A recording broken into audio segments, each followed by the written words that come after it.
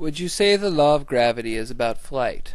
I thought about that for a while and said, it isn't about flight, but it's certainly relevant to flight, inasmuch as it applies to aircraft in the same way it applies to rocks.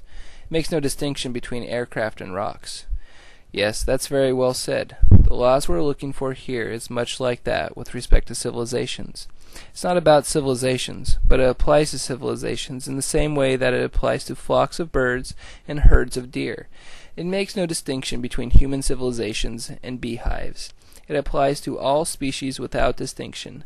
This is one reason why the law has remained undiscovered in your culture. According to Taker mythology, man is by definition a biological exception. Out of all the millions of species, only one is an end product. The world wasn't made to produce frogs or katydids or sharks or grasshoppers. It was made to produce man. Man therefore stands alone, unique and infinitely apart from all the rest. True.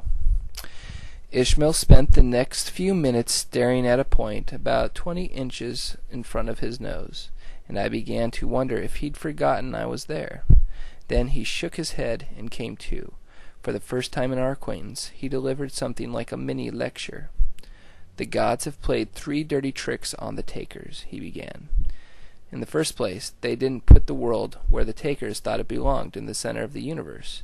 They really hated hearing this, but they got used to it. Even if man's home was stuck off in the boondocks, they could still believe it was a central figure in the drama of creation. The second of the gods' tricks was worse. Since man was the climax of creation, the creature from whom all the rest was made, they should have had the decency to produce him in a manner suited to his dignity and importance, in a separate special act of creation. Instead, they arranged him to evolve from the common slime, just like ticks and liver flukes. The Takers really hated hearing this, but they're beginning to adjust to it.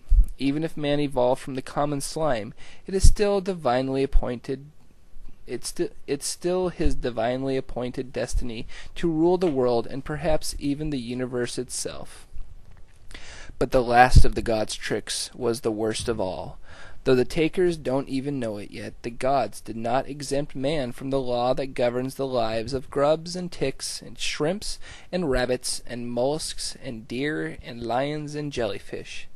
They did not exempt him from this law any more than they exempted him from the law of gravity, and this was going to be the bitterest blow of all to the Takers. To the gods' other dirty tricks they could adjust. To this one, no adjustment is possible.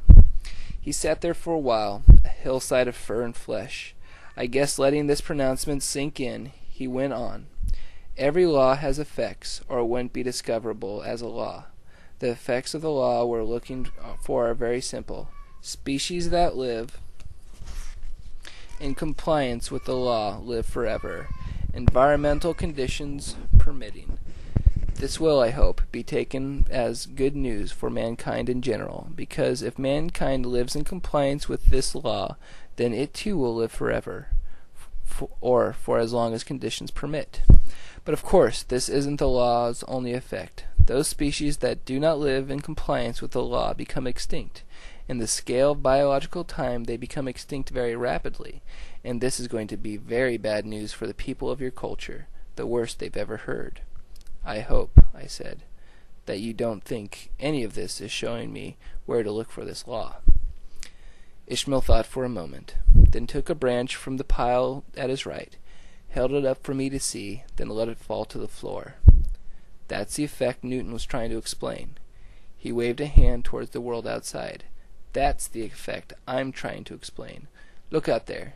You see a world full of species that, environmental conditions permitting, are going to go on living indefinitely.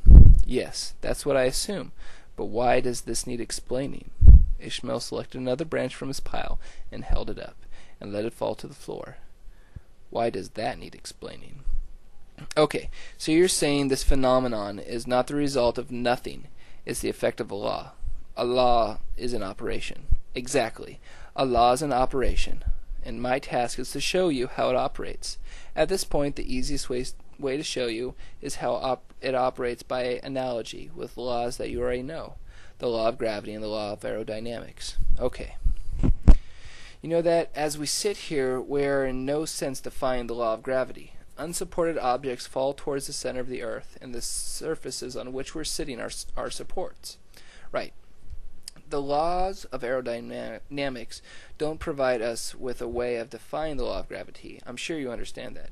They simply provide us with a way of using the air as a support. A man sitting in an airplane is subject to the laws of gravity in exactly the same way we're subject to it sitting here. Nonetheless, the man sitting in the plane obviously enjoys a freedom we lack, the freedom of the air. Yes. The law we're looking for is like the law of gravity. There is no escaping it, but there is a way of achieving the equivalent of flight, the equivalent of freedom of the air. In other words, it is possible to build a civilization that flies. I stared at him for a while, and then I said, "Okay. You remember how the takers went out trying to achieve powered flight?